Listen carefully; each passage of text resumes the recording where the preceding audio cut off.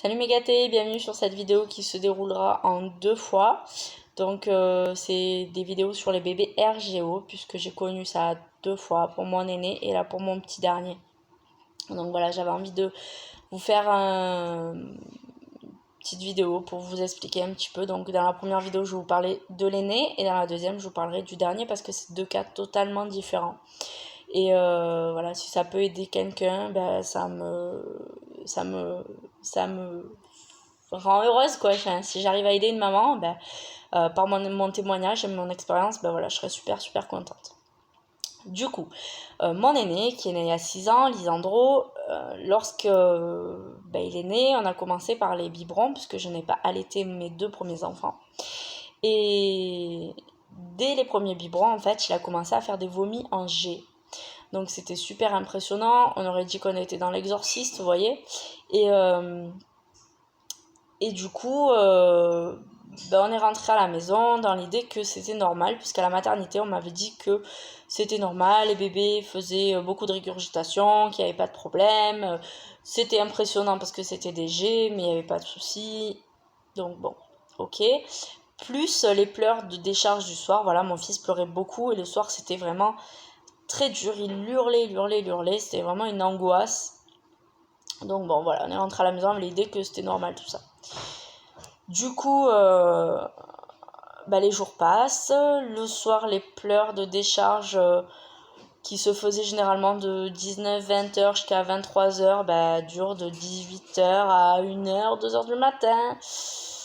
Ça commence à être un peu compliqué, puis les vomitos geysers s'accélèrent, dans le sens où c'est un peu tout le temps. Dès qu'on lui lève les jambes pour lui changer la couche, on lui pose les jambes, on le prend au bras, on le couche, on l'assied, on le met contre nous, quoi, en position un petit peu assise avec les jambes en avant.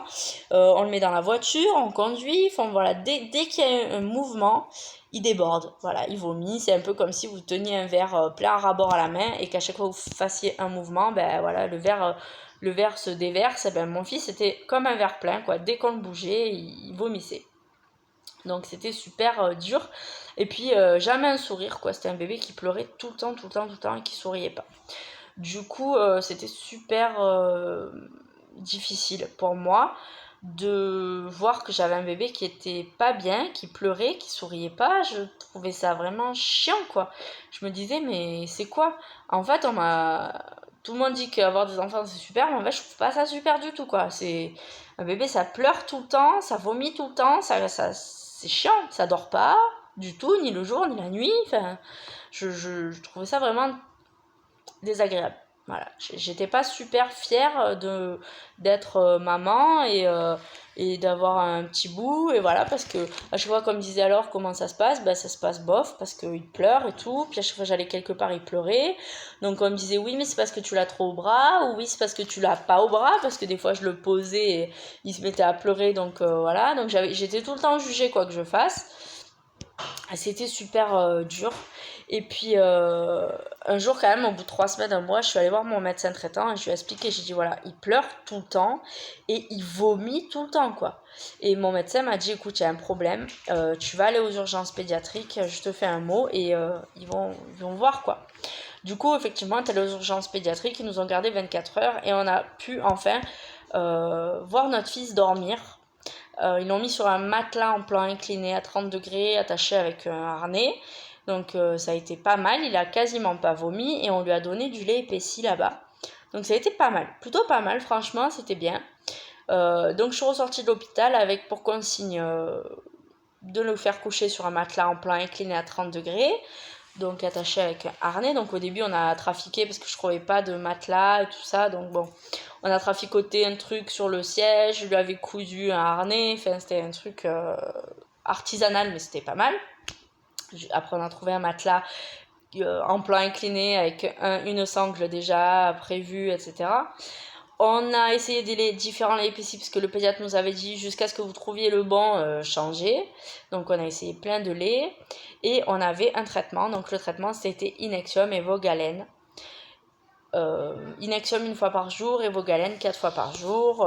Voilà, c'était censé améliorer, sauf que en définitive, ça n'a pas tellement amélioré. Ça a fait bien les premiers jours, et puis mon fils a continué à vomir. Donc après peut-être 1 mois et demi de traitement, j'ai décidé d'arrêter Vogalène et Inexium, parce que je me suis dit, je suis pas trop médicament, hein, je suis vraiment pas pro médicament, sauf quand vraiment il y en a besoin, qu'on n'a plus de solutions naturelles ou quoi, bien sûr il faut utiliser des médicaments, mais là franchement j'en voyais pas bien l'intérêt, parce qu'en définitive c'était toujours pareil. Donc je me disais, j'ai l'impression d'empoisonner mon fils avec un truc qui lui sert à rien. Donc j'ai décidé d'arrêter, et effectivement ça a pas fait pire, ça a pas fait moins pire.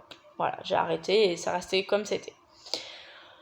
Sauf que mon médecin traitant m'avait dit, écoute, peut-être qu'il faudra commencer la diversification vers 4 mois, voire même peut-être un peu avant, parce que les purées, les trucs un peu plus consistants, ça va peut-être l'aider à moins vomir. Donc j'avais toujours ça en tête. Et, et du coup, lorsqu'il a eu 3 mois et 10 jours pour la fête des pères, mon fils n'a pas mangé de toute la journée. Voilà, il n'a pas voulu de bib, il n'a pas réclamé. Et lorsque je lui présentais le biberon, en fait, il se mettait à hurler et il tournait la tête. Et quand j'essayais de lui mettre dans la bouche, il tournait, il voulait pas y serrer les lèvres. Donc là, j'ai compris, ça a fait tilt. Je me suis dit, en fait, il a très bien assimilé que quand il mange, après, il a mal. Voilà, parce que quand il mange, ça le brûle. Donc il avait une oesophagite, bien sûr, donc ça le brûlait quand il mangeait et ça le brûlait quand il vomissait. Donc il avait très bien compris que le fait de manger, ça allait engendrer pour lui de la douleur derrière, de la souffrance, donc il n'a pas voulu manger ce jour-là. Et heureusement, j'avais des petits pots à la banane dans mon placard, puisque je m'étais dit, va falloir commencer un jour et au moins je les aurai. Je crois que j'étais tombée sur une promo ou un truc comme ça, donc je les avais achetés. Je m'étais dit, j'en mettrai toujours un dans le sac à langer, comme ça, voilà, j'en ai toujours, même si ma priorité c'était bien entendu de faire à manger moi-même à mon fils, mais voilà. Du coup, ce jour-là, j'avais pas de banane, j'avais pas de fruits chez moi, donc j'ai pris le petit pot et il a mangé le petit pot en entier. Donc ça a été assez hallucinant de voir qu'il mangeait aussi bien et qu'il ait tout mangé. Donc je me suis fait un peu engueuler par mes copines qui m'ont dit oui, il faut pas faire ça parce que tu comprends, les allergies, pas les allergies, normalement c'est une cuillère, mais comme j'aurais dit, il avait faim et il a tout mangé. J'aurais vu que ça se passait pas bien, qu'il n'arrivait pas à bien manger à la cuillère, que j'aurais arrêté, mais là il a vraiment mangé avec plaisir. Tout le petit pot, c'était super appétant, voilà, ça s'est bien passé, donc j'ai pas pensé au côté allergène sur le coup, j'ai juste vu un bébé qui mangeait, qui avait faim et qui se nourrissait enfin, quoi. Donc voilà, j'ai peut-être fait une bêtise sur le coup, mais au final il n'était pas allergique, et on a commencé les petits pots, donc à 3 mois et 10 jours à manger solide, donc j'ai commencé à faire des purées, des petites compotes et tout ça, et ça a rien changé. Voilà, il vomissait toujours, c'était toujours pas ça. C'était super compliqué, on a changé plein de fois de lait. J'ai trouvé un lait qui faisait à peu près l'affaire, il fallait que je fasse 20 km pour en acheter. Donc c'était pas super top. Si jamais on tombait en panne de lait, c'était la galère. Il n'y avait qu'une pharmacie dans la région où on était qui en avait.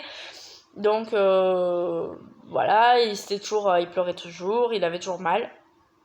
Du coup, lorsqu'il a eu 6 mois, je me suis dit, écoute, on va tenter un truc. Je suis allée au supermarché, j'ai trouvé du lait 10 mois, 24 mois, là, le lait de croissance. Je me suis dit, c'est le seul lait que j'ai pas testé. Il était bien diversifié.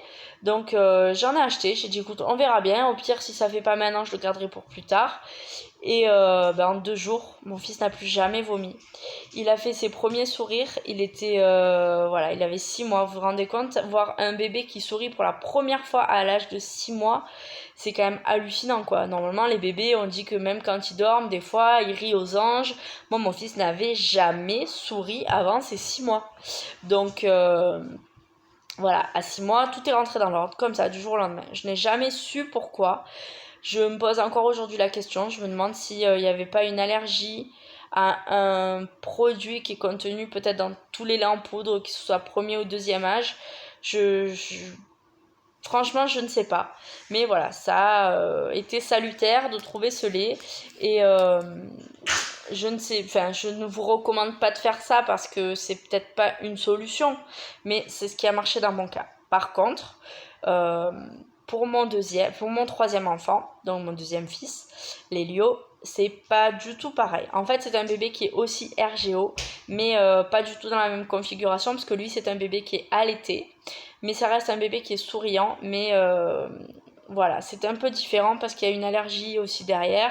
Donc voilà, je vais vous faire une deuxième vidéo, la partie 2, où je vais vous parler de Lélio et de son cas de RGO qui est pas du tout pareil que pour l'aîné. Donc voilà, ça peut être les bébés RGO, ça peut se manifester de façon différente. Voilà, je vais vous expliquer tout ça dans la seconde partie. Bisous!